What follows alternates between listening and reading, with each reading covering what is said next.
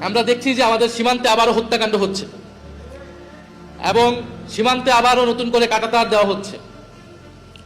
তো সীমান্তে কাঁটাতার দিয়ে এবং সীমান্তে আমার দেশের জনগণকে হত্যা করে কেউ যদি বন্ধুত্বের কথা বলে, তার সাথে বন্ধুত্ব সম্ভব না। কাঁটাতার দিয়ে কারোর সাথে বন্ধুত্ব করা যায় না।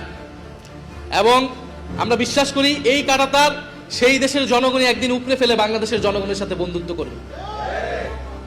এবং বাংলাদেশের সীমান্তকে রক্ষা করার দায়িত্ব এই সরকারের এবং এই দেশের জনগণের। যদি সরকার ব্যর্থ হয়, জনগণ সেই দায়িত্ব কিন্তু নিজ হাতে তুলে নেবে। এবং বাংলাদেশের সীমান্ত রক্ষা করার দায়িত্ব আমাদের। বাংলাদেশের আমাদের নদীর যে পানির ন্যায্য হিস্সা সেটা আদায় করার দায়িত্ব আমাদের। সরকারের প্রতি আমাদের আহ্বান থাকবে, সরকার এই বিষয়গুলোতে দৃষ্টিপাত করবে।